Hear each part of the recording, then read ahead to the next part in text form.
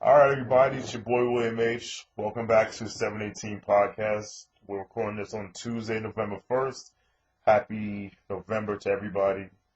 Freaking year's flying by. It's almost freaking 2012. And then we know what happens in 2012. Joining me as always on the phone, it's the man everyone loves to hate, and somewhere in between, Midtown Mo. Say what up. Are we live, Envy? Are we live? We are live and in living color. I got something to say. What up? It wasn't Tebow time.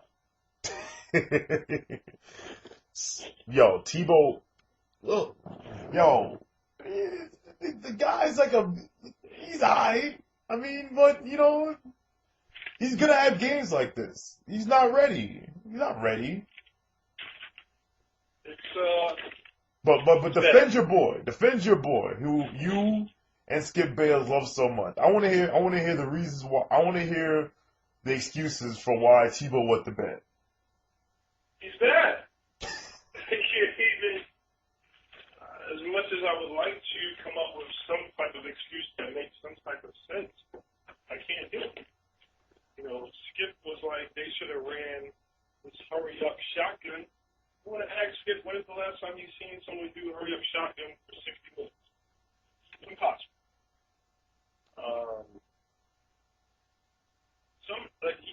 His throws were like 10 yards over the receiver's head out of bounds. Like, he's bad.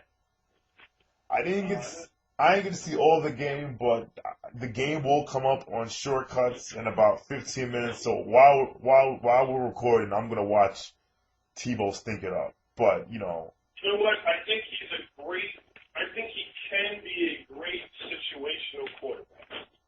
Put him in like a 2-minute offense at the end of the half. A little wildcat with him.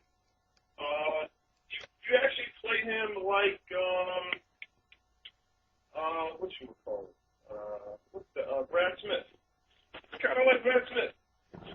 here's the problem. You don't draft Brad Smith in the first round at number 18. Well, the Broncos are kind of screwed in that sense. Like, you can't just throw away a draft pick. Like, you have to see when he's there. I agree with you got to keep starting him. You got to start him. At least for another game. Someone said They play Oakland this week.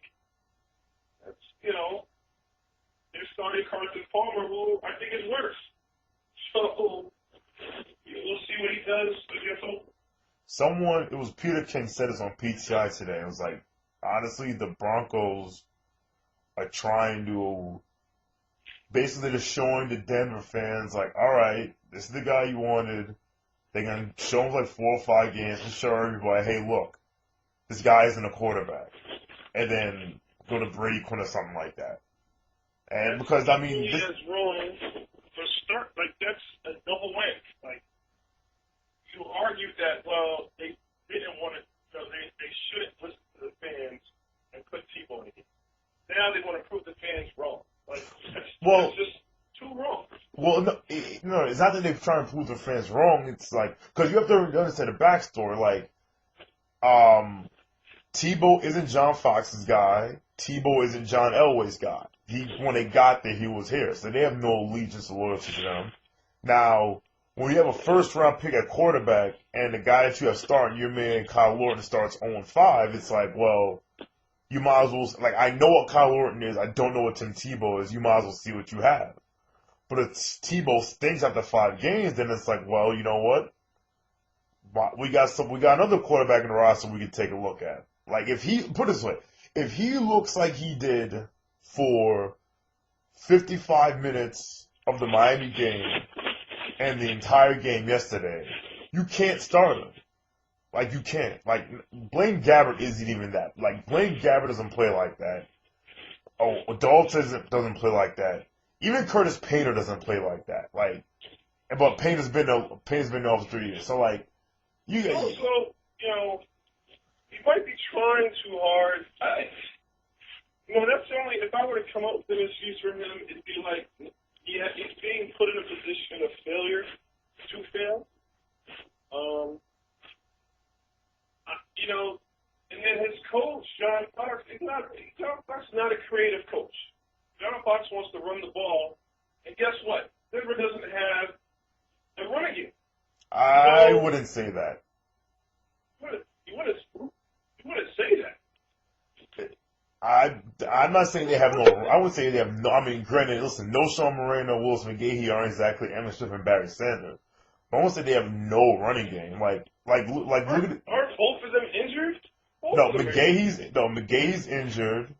Moreno actually had 6 point yards to carry last week, and Lance Ball did all right. All I'm saying is, it's not like they have freaking Brandon Jackson back there. But like I said, listen, and the whole game ain't Tebow's fault. Like, you got Titus Young wide open, special teams stank, the defense stank.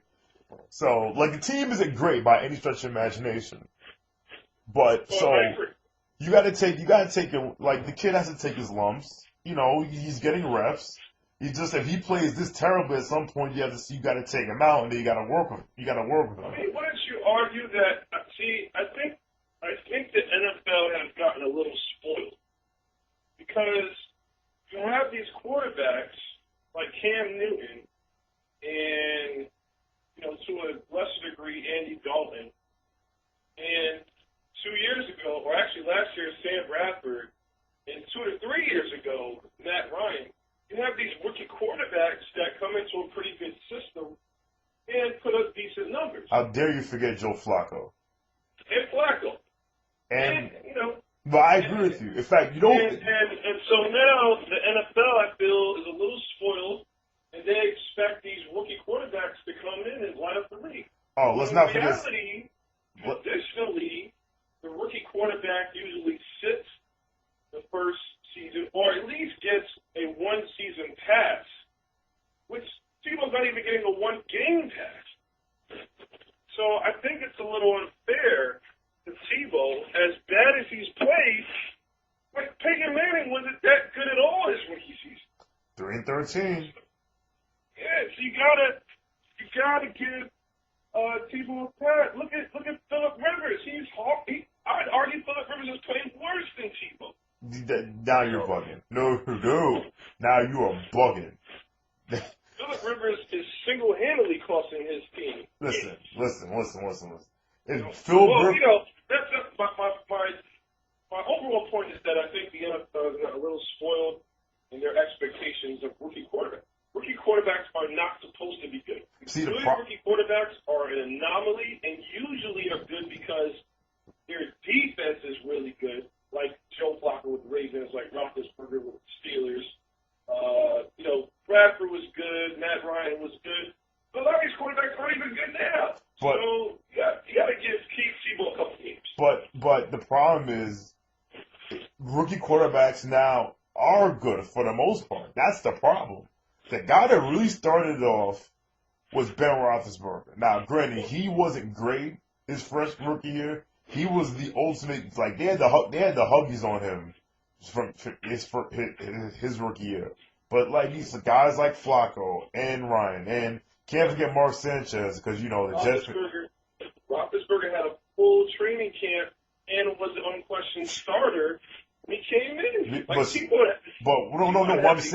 I'm saying is there are more often than not rookie quarterbacks that start don't play like honestly. I remember Joe Flacco's first game. It was nothing like Tebow's Miami game. And Cam Newton ain't have no training camp either, and Andy Dalton had no training camp either. And that's what's killing them. It's like these guys literally like Cam Newton, and people thought Cam Newton was Tebow part 2. And he walks right. Those guys also got, like, Cam Newton got first team reps. Tebow was listed as the 4th string quarterback, so who the hell was he practicing with, to get better? He wasn't practicing with the first team. That's okay, but the thing is, though, you're practicing the first. That hasn't affected. If I'm playing catch with David Tyree, who's not even in the league, on a practice squad, that's going to have an effect on my game when I get in the game. That's not okay. You're not going to throw the ball over someone's head 10 feet because you ain't getting no reps. with somebody. No, I'm not saying that. You're not gonna, but that's the problem. You're not gonna have a super slow delivery because you're not getting reps. Like the things that's wrong with Tebow is not that he's not getting reps. He's just not. He's not mechanic. He's not a mechanic. His mechanics aren't very good, and he's not an actor. He's just not. He's not a quarter. He's not a professional quarterback. Why is there so much pressure on Tebow? Why is Tebow in the spotlight to begin with? Like, Here, I'll tell you exactly. Let's say Andy Dalton. What are the Bengals? Bengals are 5-2. 5-2. Oh. Let's say the Bengals are 2-5. Would we even be talking about Andy Dalton? No. Here's why we're talking about Tebow. Two reasons. There's two reasons why. Number one, he's a two-time national champion in college. He's arguably the best college player of all time. Number two, fans of Tim Tebow, and this is partially due to his religious faith, which he's he's a very religious guy. Fans of Tebow are extreme. They believe that Tebow's a winner. He did in college. He's gonna be fine. He's gonna be fine in the pros. Which is an extreme. What happens then is then the guys like Merrill Hodge and Chris Carter and the NFL guys, they're like, this guy can't win because he's not gonna be good. And here's why: his mechanics are this, is that, and the third. So the Tim Tebow stands out there are like, no, that doesn't matter. He's a winner. He's going to win. So now he's become this polarizing guy. You have so many people saying, like, think of a player. Can you think of a player that just as many people said was going to be great as said was going to suck? Like, you can't think of one. He's polarizing, which is sad because, like I said, like, if Andy Dalton was 0-7, nobody would be talking about that kid. But Tim Tebow isn't. Andy Dalton wasn't Tim Tebow in college, and that's the key. Yeah, if Cam Newton wasn't playing, well, no, because people hate Cam Newton. Not as much, but no. See the problem. Not as much. Not as much. The hate for Tebow is undeserved. I do. No, the guy won 2 national championships. He's a leader. Dude hasn't got same thing with Ron. Dude hasn't got arrested for anything. Pretty much good character guys for the most part, and people hate him. Maybe Tebow needs to pull a Roethlisberger or something. Like no. I'll tell you exactly what it is. See, cause put it this way, everything that he said about Cam Newton, everything he said about Tebow last year, they said about Cam this year. He's a runner. He's not a thrower. He doesn't run a pro-style offense. There's that third. If Cam Newton played, let's say, even 20% above, if Newton was playing like Tebow, he'd be getting the same. People would be killing him. But the thing would be worse because you'd have less people in Cam Newton's corner because Cam Newton doesn't have the religious zealots in his corner like everyone else. If he even played 20% better than Tebow's right now, everyone would be killing him. But he came in and he's lighting it up. Yeah, I won't belabor the point. I'm just like, again, give Tebow some games. Like, the guy hasn't even played 6 games yet. Well, the Tebow fans like you and Skip Bayless weren't saying that when he won that Miami game. It's like, he's a winner. It doesn't matter. I do believe he's a winner, but the guy has not had, a lot of practice against top. He's going to learn. He's going to go through pain. It's like Peyton Manning, 3-13, his rookie year. The guy is great. People hated Peyton Manning, not as much, but again, I think the NFL has been. Definitely think the NFL has been spoiled. Cam Newton is like what? They're 2-5. People didn't hate Peyton Manning his rookie year. What is the Panthers? 2-5. 2-5. 2-5. But everyone loves Cam Newton. Yeah, but he hasn't got because Cam Newton hasn't had any game like Tim Tebow's had this year. Yeah, all right, that's fine. Now, speaking of Tebow, we're actually gonna bring in our mystery guest who whose team had a hand in the Tim Tebow show this weekend. So we're gonna call him right now. He has an idea we're calling, but doesn't know when. We're gonna call him right now.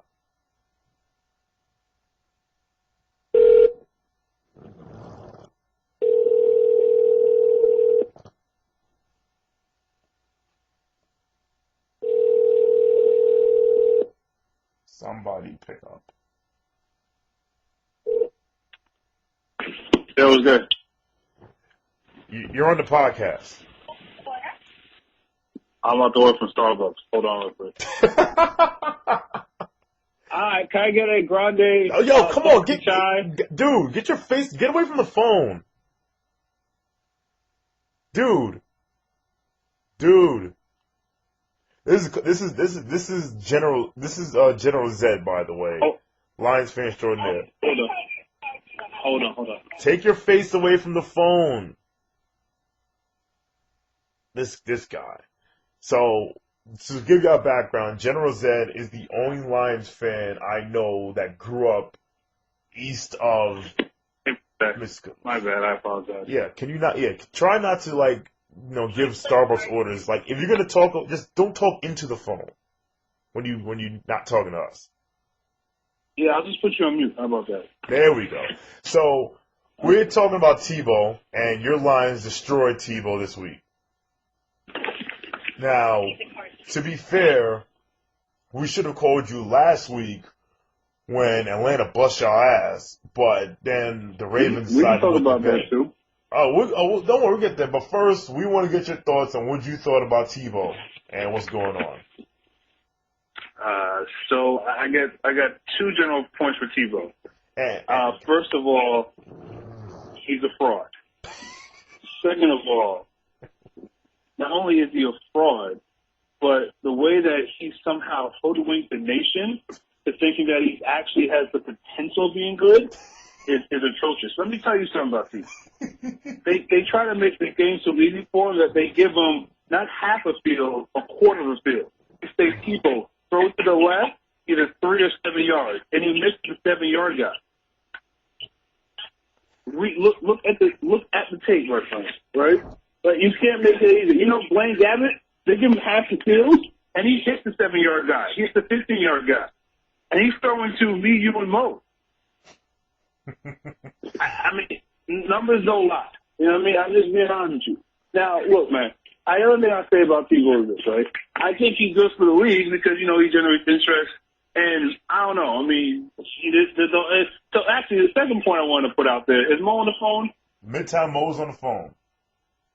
So one thing, unfortunately, I had a little travel snap. We had a little weather in the Northeast. But so I don't know if you guys have heard about the desktop Tebow.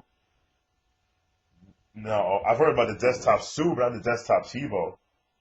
Yeah, so clearly, I mean, you know, my defense is so prolific, top 5 in the league, that we got a desktop Sue, who everyone's calling the dirtiest player in the league, but being proactive, he's about to go down and talk to the commish this week and just holler at him, say, hey, what's good, man? You know, people think I'm bad. What am I doing that Jamar Woodley isn't doing, right? What am I doing that anyone in the Ravens isn't doing? Like, Hey, I'm just being honest with you. That's the question. What am I doing, right, as a D tackle that no one in the league is doing? Show me, point it out. And, you know, the league can't point it out. I'm sorry I'm going different directions right now, but the league can't point that out. It's just because somebody says he was yelling at someone when they got hurt. Someone said he was taunting somebody. Someone said he is so. But, man, the man's a physical specimen. You know what I mean? He's a beast. Like, he does what he does. He's the kindest guy in the world outside the field. In the field, though, we try to knock your head off. That's just how it is. But I'm sorry, I digress. Back to Tebow. So let me tell you why Tebow's whack, yo. So he can't read a quarter of the field, right? He can't throw a ball overhand. Like he can't. I bet you if they made him throw a baseball, he'll still throw that shit side on. I'm sorry, but I can't curse him. He still throws side on. You can curse. We don't give a fuck. Like, he does not. He's not that. Like he's not. Like I think he's good for the league. I think and I'm happy that they're gonna give him another 8 games or so before they figure out he's a fraud. But I don't know, man. You watch the whole game, and I watched the comeback game I viewed last week. It's just not. It's not happening. Midtown Mo, respond. Midtown Mo. Midtown Mo. Did we lose Midtown You Mo? must be talking to mute. No. I mean, General Zed is, he gave an accurate description about Tebow, but again, like before you got on the call, like I said, for rookie quarterbacks is not realistic, and essentially Tebow's a rookie quarterback. Speak up. Now, I said the expectations for rookie quarterbacks are just not realistic. Mo, we can't hear you. You got to talk. Stop being on speaker. I don't have no speaker. Well, keep the phone by Hello? you. Here we go. Hello? Go ahead. There we go. I was saying that the expectations for a rookie quarterback are just not realistic in NFL. When you have, you've had some success from rookie quarterbacks, but generally speaking, rookie quarterbacks don't do well their first year. So the sample size for Tebow is tiny. What has he played? Like 4 games? Two this year? Like, give the guy the season and see what he has. That's all I'm saying. Like, for you to expect Tebow to come out and throw for 500 yards and 18 touchdowns per game is crazy. Here's the problem. Here's the problem with what you're saying. Name the rookie quarterback in the last 4 years, not named Jamarcus Russell, that's played that badly. That played that badly? Yes. That's the thing. These rookie quarterbacks don't stink I gotta anymore. think about it. They don't stink anymore. I'll pull up a draft for the last 4 years. Sam Bradford stinks right now. Matt Ryan stinks right now. These quarterbacks have actually regressed. I don't know. Bradford hasn't regressed. Listen. Not Stafford. Matt Ryan. No, Matt Ryan. Ryan hasn't regressed. What are you? He's still playing Are we terribly. watching the same game? He's been playing terribly. I'm about to say, because if anything, Ryan has altered his game to play to his strengths, right? And he has a bad line, so he's not getting a lot of protection. But, he's trying to play to the strength of his wideouts and a running game, right? He's got a 4 line. I mean, two things there. So all the Tebow apologists talk about how the expectation is so high. But you know what? They said it that high. The apologists now were the advocates before that set the bar that high. That said he was going to take what he did at UF, and since they both got orange colors, he's going to take to the Broncos and make it happen. That's a good point. That's not true. That's not true. Nobody said he's going to the Super Bowl and averaging 300 yards and 4 touchdowns a game. In fact, no expectations were made. Everyone was just like, let's just see Tebow play. No one said what he was going to do. So here's the thing. So you're right, Mo, and no one put a number on him, right? But you know what they said? He's going to win. He's just going to win. How's he going to win? He's going to figure it out. You know what? He's 1-1. 2 games. He's 500. I mean, he won. Sean, you better the stats than me. Has he won, I believe, 2 games in all his starts? Is that correct? He was 1-2 last year. He was 1-2 last year and 1-1 this year as a starter. I will confirm that for you. I'm talking about this year. This year he's 1-1. He's 500. So how can you say anything about what he's done? He's 500. All right. So 500 isn't winning. So look, I mean, I agree that I agree that expectations are too high for Tebow. Like, I don't think anyone should be able to come in the league with such poor mechanics and be able to win instantly, right? However, I do think that the people that have been so much such advocates for this great winning success have now turned to apologists, and by week 12, they're going to be going him too and trying to get somebody else. Wait, didn't Vince Young have poor mechanics? And where's Vince Young now? Exactly. You said the last quarterback, Vince Young, Heisman Trophy, national championship winner, came in the league. And, he had a good first year. He was not that. The team was good, though. The team, that's what I'm saying. Tebow, he's not coming into a situation where they have a great defense or a great running game or great receivers. He has a very below-average team. You know who has a below-average team? Cam Newton has a below average team. And they're 2-5. And they're 2-5. But he hasn't had. But Cam Newton has not even. Cam Newton hasn't had a game like Tebow. Honestly, I think the Bengals are the biggest fraud in the league, and they've had a very easy schedule, and they have 6-10 written all over them. But Randy Dalton hasn't played that bad. And you can't tell me that team is good. They have an outstanding defense. They haven't played. The Bengals have a top 3 defense. They haven't played anybody. I mean, hey. Hey, you play your schedule like everybody else. You're right, and Tebow stunk against the Dolphins, and now granted, he won that game. He played terribly though. See, so you can't have it both ways. I'm sorry, so I'm going to stop you. So you can't say he stinks, then say his team isn't good, and then say he's a winner. You know what I mean? Like, you got to pick one. So if you're in the winner camp, then he's a winner and he hasn't figured out a way to win. If you're in the he's a bad player camp, then he has to grow, right? If you're in the he has a bad team, then you have to say that he's going to make him better. But you can't, you got to pick a camp to be in with Tebow. You know what I mean? Like, you can't just say, well, he's a winner, he wins, but he's 2-5, so it's okay. No, or 2-4 in the past 2 years. What I'm saying is that he has all of the leadership ability to lead his team to wins, but he needs time to grow and become a NFL quarterback. Which I agree. He has not been given that opportunity as of yet. He's played 2 games this year. I agree with Mo on that point. All right, and the fact that we've been talking about Tebow for 26 minutes just proves how polarizing this guy is.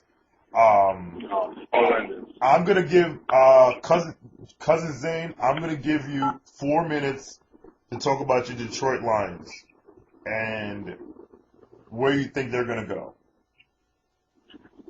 Excellent. So I think we are a very strong team. We have a very prolific offense. We have a pretty good defense. You know, we have some gaps. I mean, I can tell you right now, our running game isn't all that good. We don't have a big play, home run hitting running game.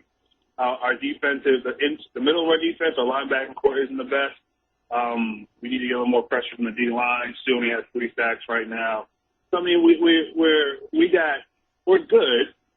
I don't know if we're good enough, but we're good, right? I mean, I think we have a couple of interesting games coming out where we can make some huge statements, right? I mean, clearly everyone's looking at the Green Bay Thanksgiving Day game as really our test, right? If we kind of knock them off and you assume they're 10-0 at that point, then we're making a huge statement, right? Because at that point we're tied first in the division, right? So we have a lot of potential, and I don't want to overhype us. I'm not really happy that we became media darlings in week 3 and 4, especially after that Monday night game. And it's good that we're even with this Tebow win, we're not the story, right? It's not that we scored 45 points, it's just that Tebow did so bad. And so I think we've relished the underdog role.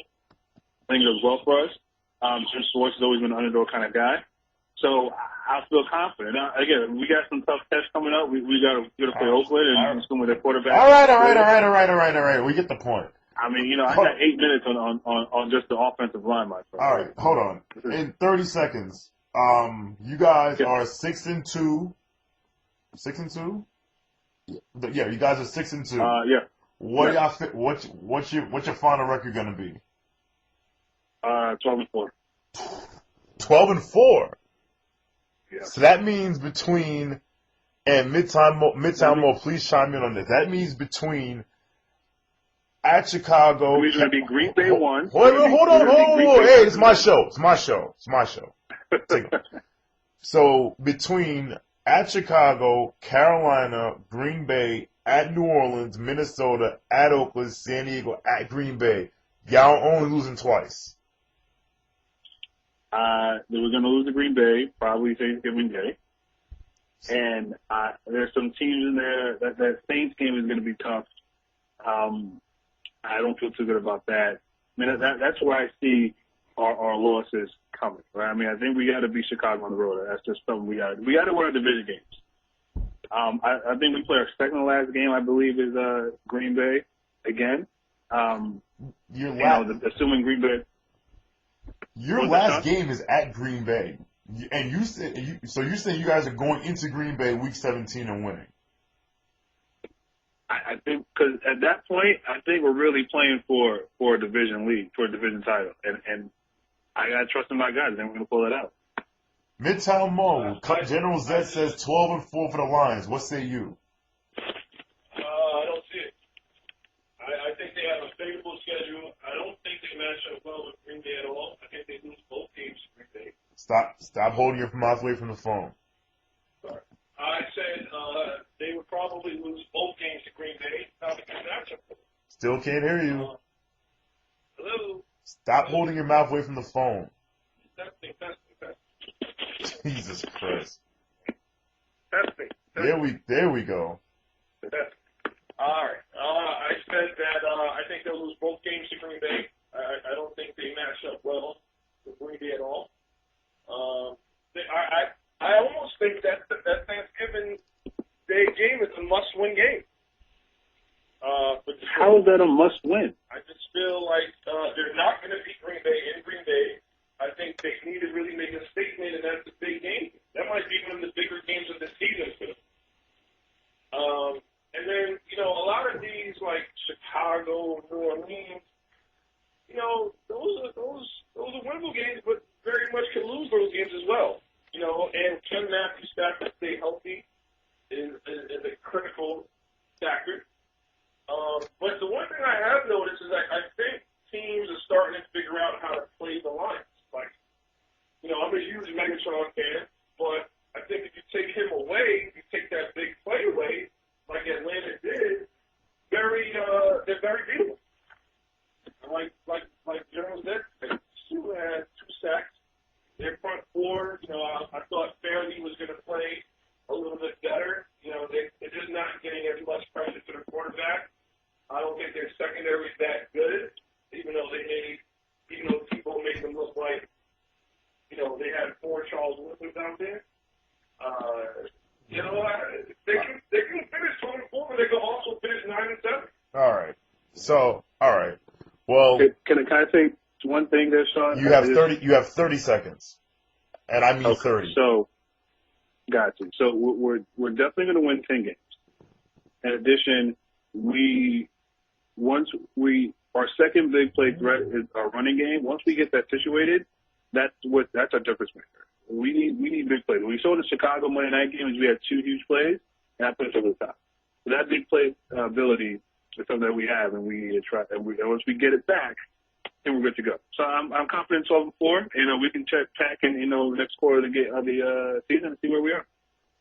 All right, General Zed, thanks very much for joining us. We'll be calling you back. General Zed? Long story. We'll be calling you back when the Lions lose again because we still owe you, or your team is terrible and very happy. But thanks for being on, brother.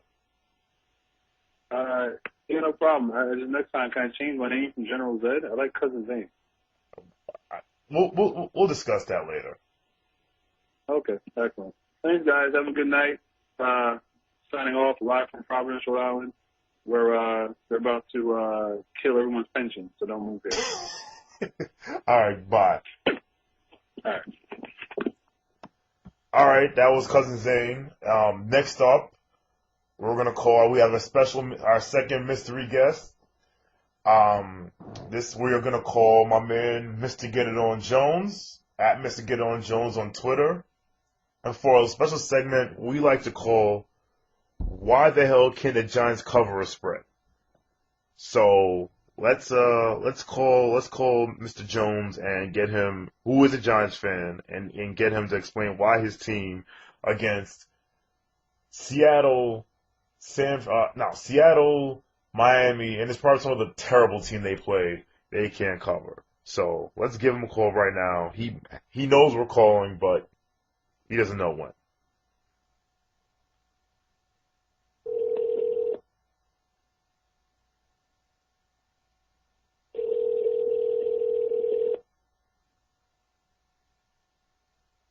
Yo. Mr. Jones. Yes, sir. All right, welcome. You are the very first guest on a new segment on our podcast called "Why the Hell Can the Giants Cover?" Oh, boy. And as a Giants fan, and we have Midtown Mo on, but the Giants fan who's probably you've been a Giants fan longer than most people I know. Can you explain to me why the Giants can't beat the hell out of 5 worst teams in the league? Well, this particular season, we're just not that good. I'm surprised that we have this record that we have at the beginning of the year. Well, I shouldn't say I'm surprised we have this record. I'm surprised that we're in first place.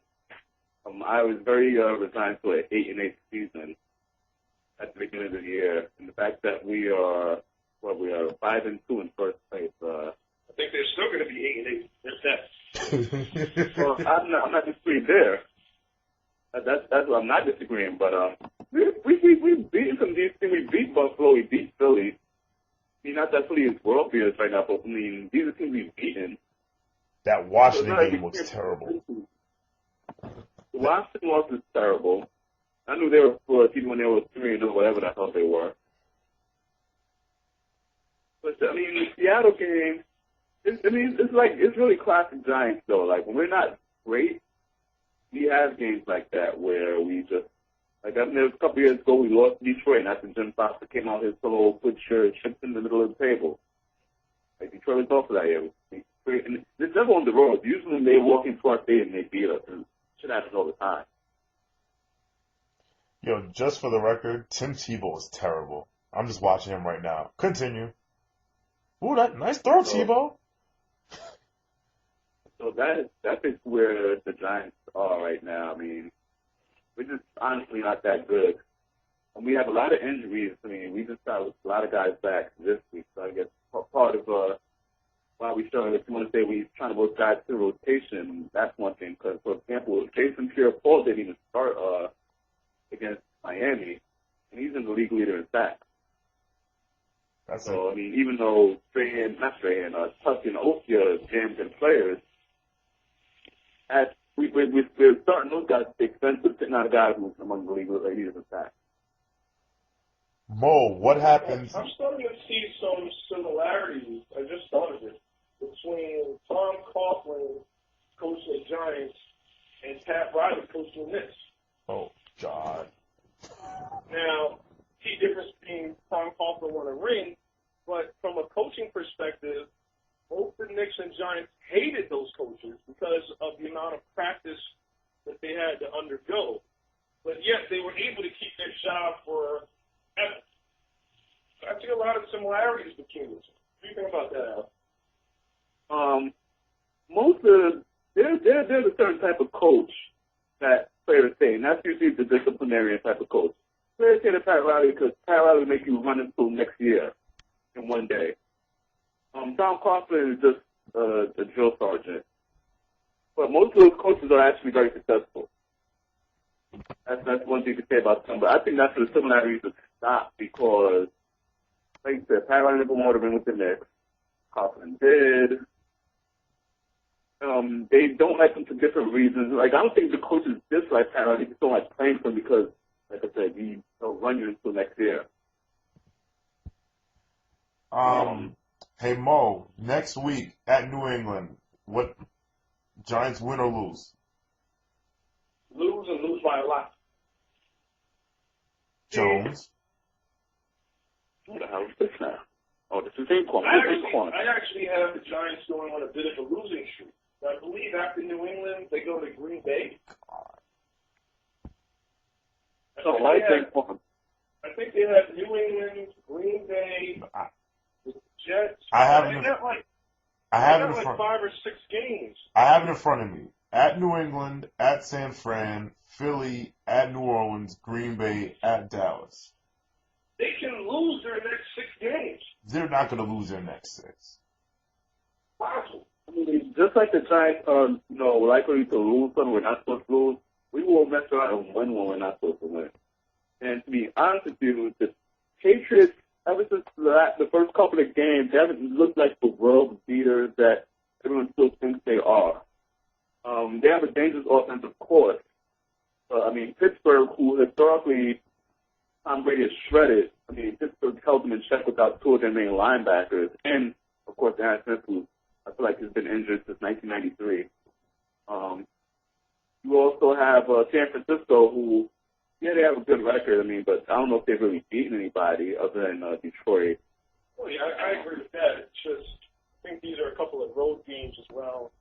And it looks like Hakeem Nicks is injured. It looks like Bradshaw's injured. The Giants' offense is too slow, no matter who's hurt and who's not there. So I'm not worried about that, to be honest. And plus, Eli's their quarterback, right, Mo? I can't stand like that, but and I agree with Mr. Get It On Jones. I don't know why I have to call you that, but the Giants will win games they're not supposed to win and lose games they're not supposed to lose. They'll look horrible against Seattle, but it actually wouldn't surprise me if they went into New England and won. Yeah, it wouldn't shock me at all. The only reason that game scares me even a little bit is because it's in New England. And the fact that New England is coming up for L, like you say, like Belichick could have like destroyed these guys in practice. That's the part that scares me the most, actually, the fact that they just came up a loss and they came where they didn't play necessarily great. It's going to be one of those games like, where's the lose by 30, we're going to win. Why do you hate Eli, Mo? Say that again? Why do you hate Eli?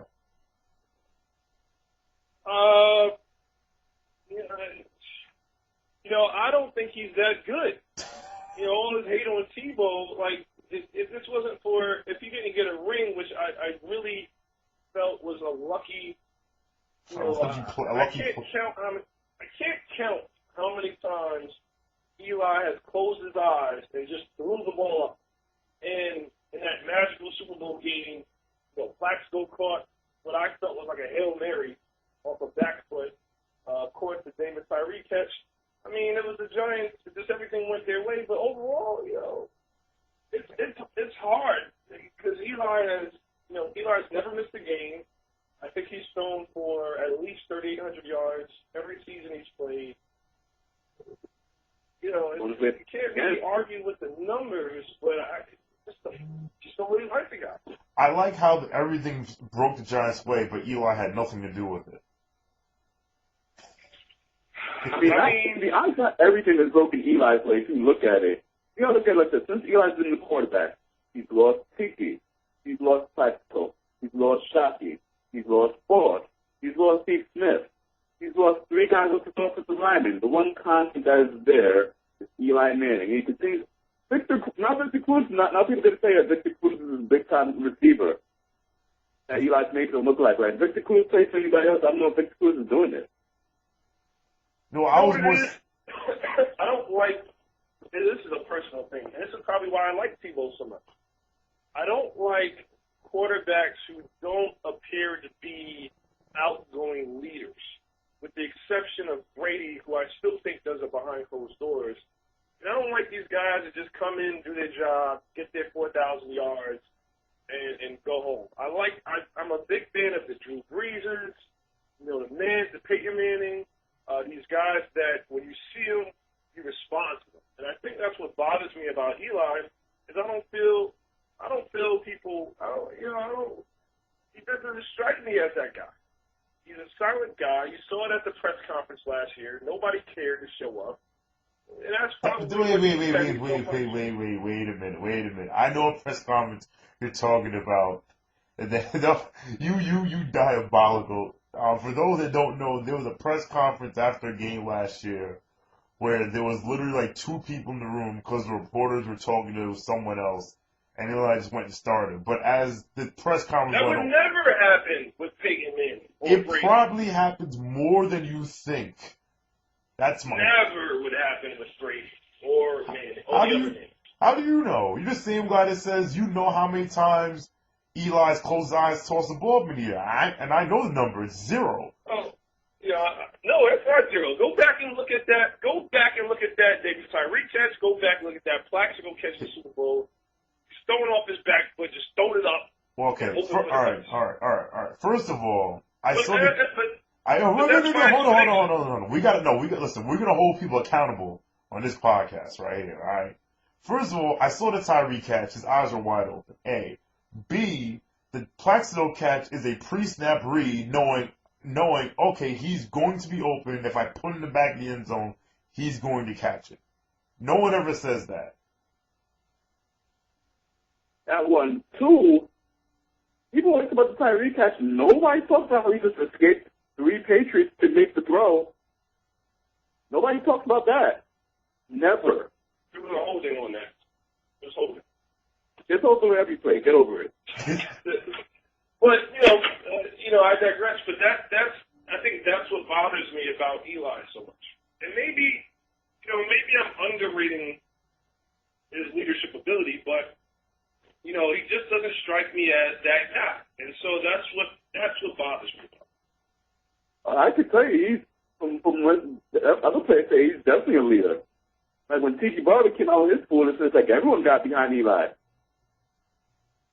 Like there was one person that actually backed Tiki.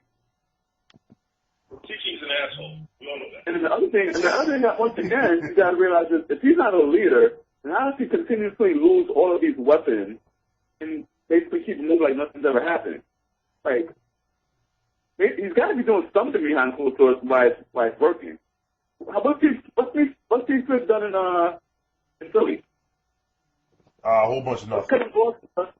What's Kevin Boss done in Oakland other than a big punt return, which tells you all you need to know about Kevin Boss is in Oakland? The fact that he's on special teams. Well said. What type score on the Jets? 3 touchdowns, When these B. players leave New York, they generally fall off. And next thing you know, you have a guy like Mario Manningham, who we wouldn't think is better than Plaxico, actually looks better than Plaxico. Yeah, I mean, like I said, he certainly can be a leader.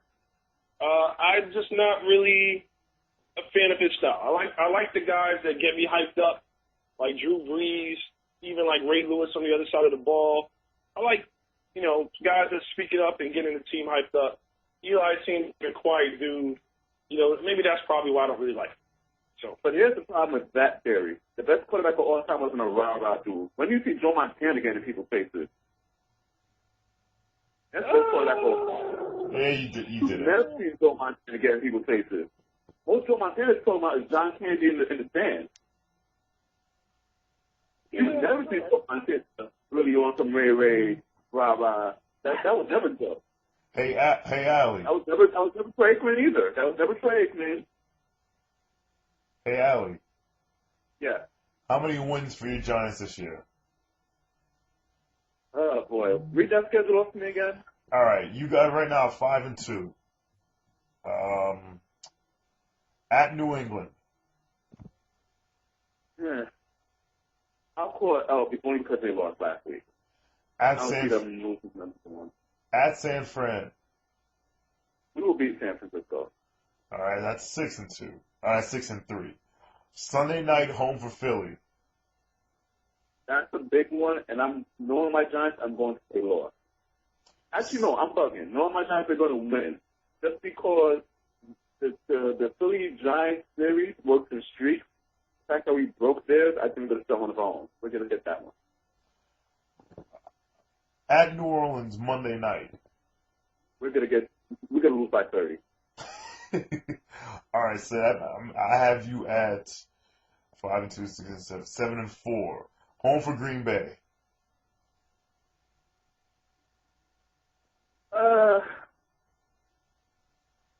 And that, what week is that? Week 13. They could really be like 11-1. They really could. That might be resting their starters. Yeah, that's what I was thinking. Actually, they won't be resting their starters. We'll chalk it as an L for now. All right. That's all right. At Dallas, Sunday night. Well, I'm going to give us a split against Dallas. So let's say we'll lose this split and win the one later on in the season. Home for Washington. We're winning that one. Big road game at the New York Jets. Huge road game. We'll win that one. What sort of movie that is? And you said you give Dallas the win. So that means you got 1, 2, 3, 4, 5, 10-6. That should win the East. How about half match? Half match 10-6? Yes, 10-6. I'm running with it. All right. I went 10-6 last year. All right, Al. I'm gonna say at most 9-7, and I think that game against Dallas in Week 17 is for the division. I don't think there's any way Dallas walks to New Jersey and comes out with the division. No way, no how. Why not? I mean, to be frank, I just don't think they can do it. They're not. I mean, they're clearly talented enough, but you know their head coaches, right? I mean, honestly, you know that the two head guys in the basically if you count on the two guys at the top. I'm not talking about Jerry Jones. I'm talking about Garrett and Romo in a clutch spot on the road to win a game without a running game in December. It just doesn't add up. All right. Well, all right. So you say 10-6. Most is 9-7. We'll see what happens. Thanks for being on the podcast, brother. No problem, sir. We'll talk to you soon. All righty. All right. And now with that, I guess it's time for everyone's favorite segment. Podcast. And everyone's favorite segment. Of the podcast. Actually, this can double as this actually is a double segment because this will also go as Cowboys Corner, or as we like to call it today, your team is terrible and I'm very happy. So let's give everyone's favorite Cowboys fan a call. Cowboys fanatic.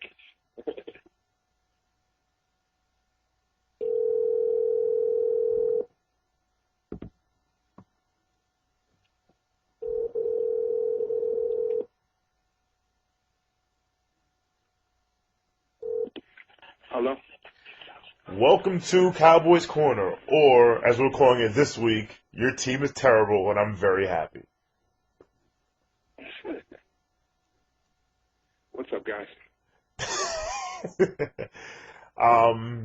Any thoughts you'd like to get off your chest after Sunday's 27-6? 34-7. 34-7, same shit. Any thoughts you'd like to get off your chest in the segment that America has been looking forward to for the last 7 days? No, you know what? I don't have a lot of useful material for you. I said last week that I wasn't all that confident about the game, and you know the Eagles had every reason to come out there and play like that. So they handled business, and I got pros and cons looking at it, but it is what it is. We just had on Allie, Mr. Get On Jones, and we were had him on a second ago, and we were going over schedule, and he puts the Giants at 10-6. Mo puts them at 9-7, and Mo believes that the Dallas New York game, Week 17, could be for division. Allie says no way because, and I quote, "Do you know who their head coach is?" He said Jason Garrett. I mean, listen, you know I'm not a big Garrett fan either. I do actually think that you know, a couple weeks ago when you sent out those sheets on who would make the playoffs and all of that other stuff, I don't think we had records in there, but I think I had Cowboys winning the division with the Giants getting in as the 6th seed, and I'm actually sticking with that. Okay. But here's what I'll say: it won't surprise me if the Eagles win the division now because they have life. Really? See, no one even said the Eagles. Mo, you don't think the Eagles are a threat?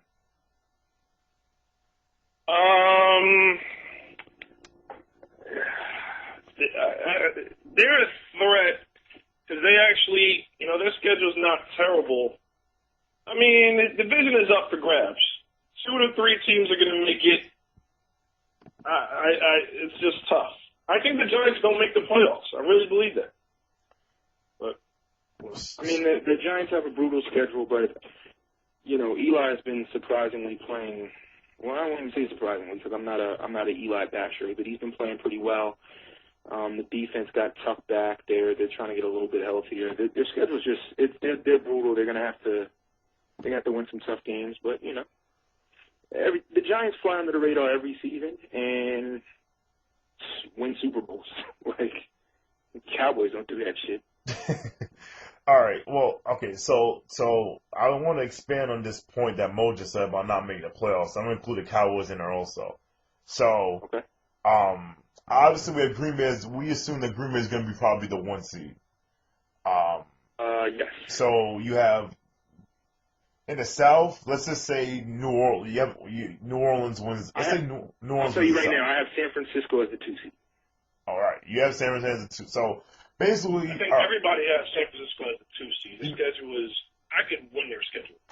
the funny thing is, well, put it this way: the 4 division winners, you're gonna have Green Bay, New Orleans, and San Fran. And if we say, so then those are 3 playoff teams. So from this group, we're going to take 3 playoff teams out of this group. The Giants, the Eagles, the Cowboys, the Lions, the Falcons, the Bucks, and that's it. 7 teams. You only get 3. And you're probably only going to get...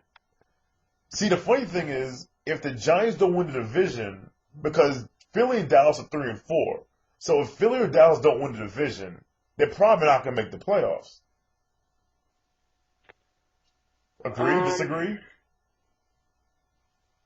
Because the Giants are a game and a half up on everybody right now. I only think 2 from the East, just because of the mere fact Dallas and Giants have to play each other 2 more times. I mean, Philly has to play each other. They're going to play each other a lot. So I think 2 teams from the East get in, with probably Detroit getting in as a 3rd team.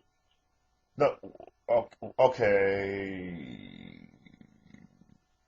So that means that, but okay, now I'll say this.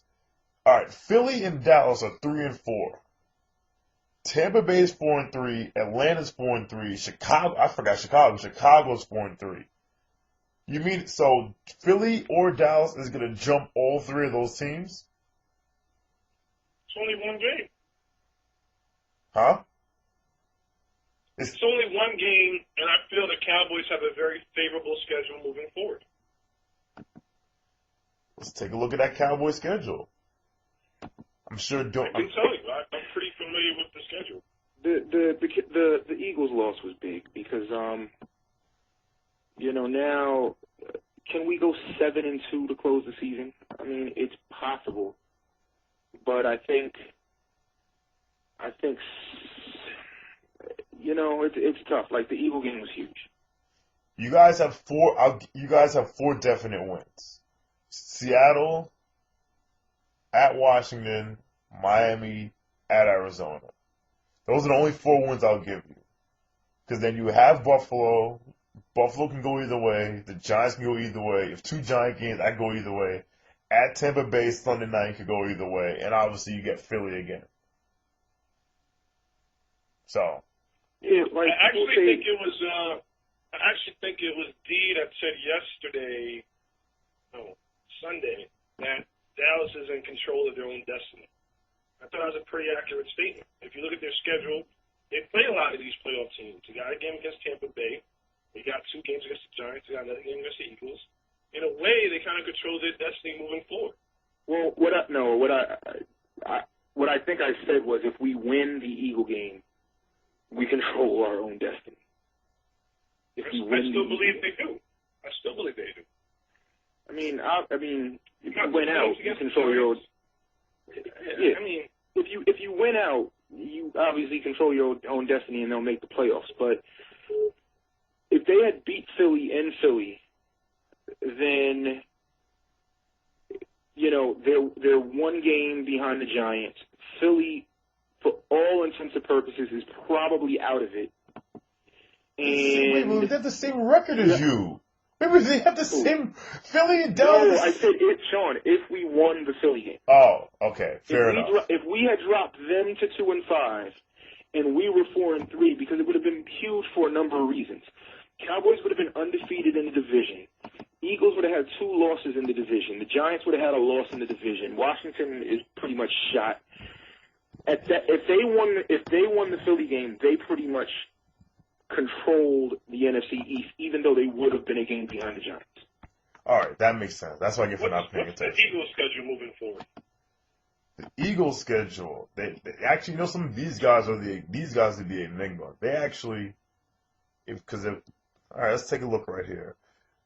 Eagles' schedule, and we gotta wrap this. We hit the hour mark again. Good God, guys, we're gonna figure out a way to get this shorter, or maybe we just get into actually this podcast is great. We used to get into arguments. All right, Philly schedule. Monday night, Chicago. Then Arizona at the Giants, New England at Seattle Thursday night. That's interesting. At Miami, home for the Jets. At Dallas, home for the Redskins. I mean, yeah, they have almost as easy a schedule as the Cowboys. That's my point. That is my point. And like I said, I think the Giants are the odd man out. Even though they're ahead right now. This New England game is going to be pretty big. But you know what's funny? Dallas and Philly have both proven that they can blow games that they're supposed to win. The Giants, they did it with Seattle. The Seattle game. They did it with Seattle, but I mean, they're still 5-2 while everybody else is sitting at 3-4. So I mean, I don't know. Like, you look at the Cowboys schedule, you look at the Eagles schedule, and you say to yourself, like, yeah, they should win all of these games. And it's like you're saying it's about 2, 3, and 4 teams that have blown games that they're supposed to win all season long. Me as a Cowboy fan, like, I was very happy on Sunday for the first time that this game didn't come down to a bad coaching decision or bad quarterback decision. And I said for the longest, like, I just want to see us lose for once and get our ass kicked. Well, we got our ass kicked. They get your ass kicked. Got our ass kicked. I don't know how Martellus Bennett still has a job. Just don't. Every week he does something like, every week they run this play where he does like this wheel route, and Romo throws the ball, and he never catches it. I think he caught it once this season. Every other time he tips it, and as you saw, it got intercepted. Like, I don't get it. He'll be working at your local Hardee's by this time next year. Yeah, I'm done with him. All right. He's talented, but I'm done with him. Speaking of talent, I think I want to say that I think I do an excellent job. I mean, we discuss the Lions and the Cowboys and the Giants, whatever, but I want to allot myself 5 minutes to talk about the game of the year this Sunday night. Ravens at Steelers. Ravens at the Steelers? At the Steelers. Now, I'm going to ask you two monkeys to give me your predictions for this game. I'll start with you, Mo. You know, these games are always, I don't recall them being any, no, that's not true. The Ravens just blew out the Steelers a couple weeks ago. Actually, we kicked their ass, but that's neither here nor there. Week 1. Yeah, I was about to say these games are normally closer than I remembered that. I'm going to say the Steelers are going to win this game. It seems like they got back on track. And I'm going to say they win. Man, Flacco's look bad. 31-27. Okay, keep going. D?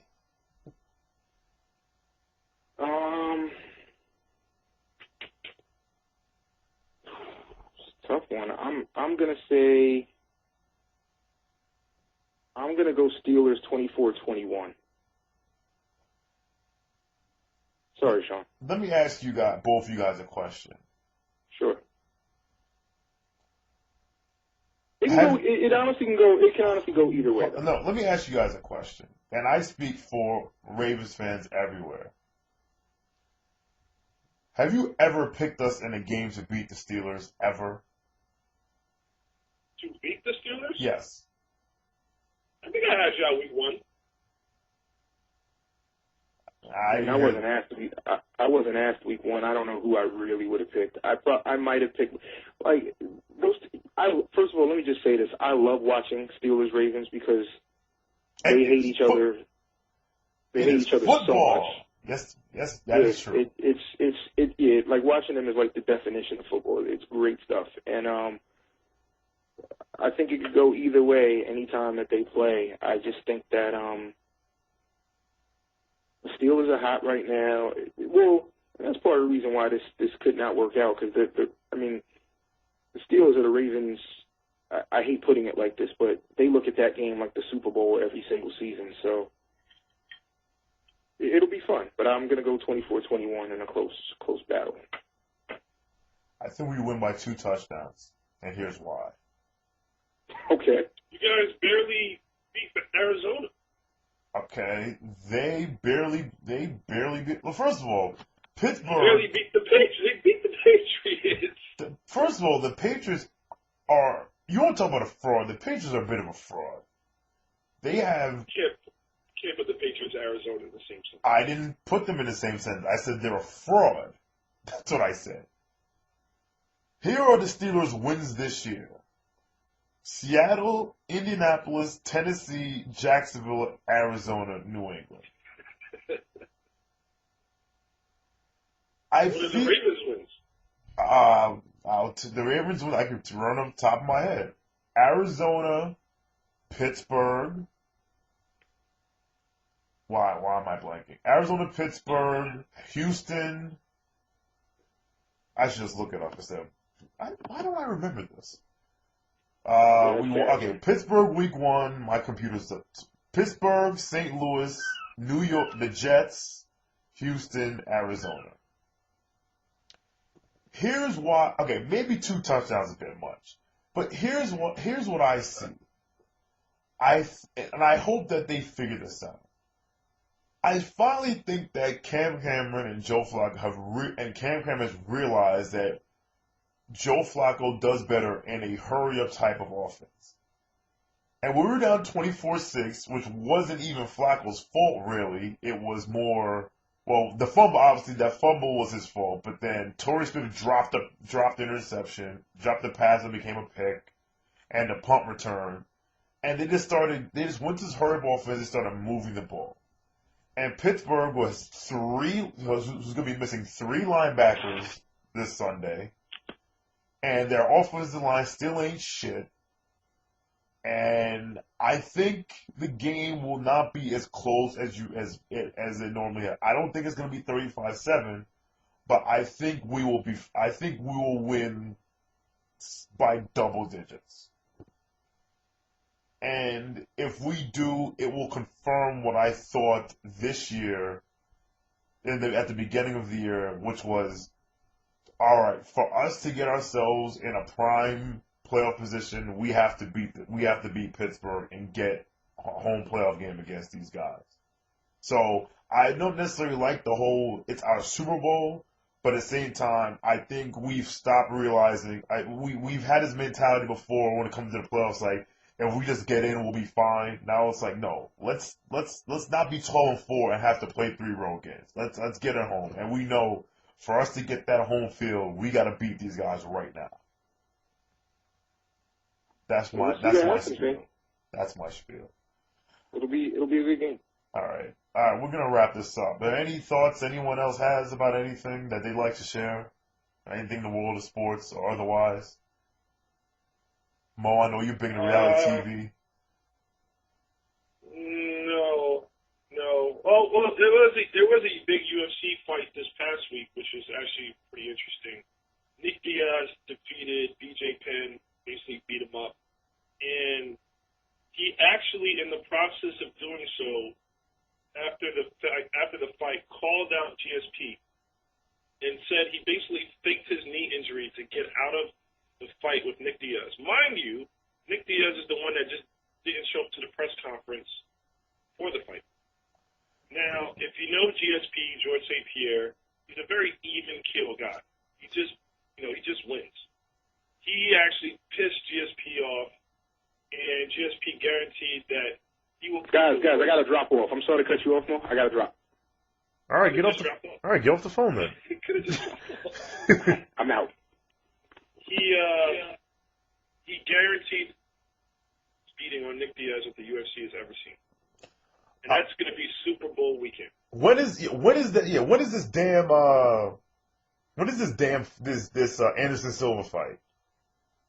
That's a good question. With Chael Sonnen. It might be that same card, the Super Bowl weekend card. And if that's the case, man, that's going to be. I might have to go to Vegas for that.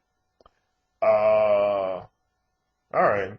Well, we're looking forward to that fight, and the only other thing I have to say. And the return of and of course UFC on Fox next week. Heavyweight title on the line for free, so everyone can get on the UFC bandwagon and watch it on Fox for free. Instead of dropping $59.95 for the Pacquiao Marquez fight. I think it actually airs before the Pacquiao. Oh. When's the Pacquiao Marquez fight? It's next week. Yeah, it airs on Fox for free right before. What, like 8 o'clock or like 11:30? Yeah, I believe 8 o'clock. Boo. I will put that. So it actually be I don't really care about the Pacquiao fight, but it'll actually be a great night of fights. The UFC should put that fight up right up against Pacquiao. You want to have some balls? You want to say we've arrived? Right up against that fight. No, it's not. It's not. Let me say this: the UFC is not WWF and boxing WCW. We're not going to send GSP and Anderson Silva to sit in the crowd of the Pacquiao fight and raise their hand. We have a third member. We could have revealed that Brock Lesnar walk out or Floyd Mayweather walk out the back and join the UFC. That's not going to happen. Dana White's a huge boxing fan, and I have a great deal of respect for boxing. I just don't see the point in boxing anymore. It's pointless. We saw Bernard Hopkins nonsense a couple weeks ago. Mayweather Pacquiao making a mockery of boxing by getting you to pay $60 for them to fight nobody. It's a mockery. So, all right. So let's wrap this up.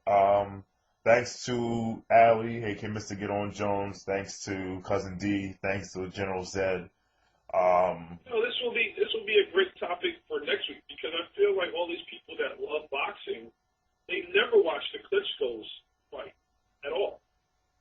Well, that's. And if you're if all of these people are real, as we argue, boxing fans or true to sport, they'd be watching the two best heavyweights in the world, and nobody cares.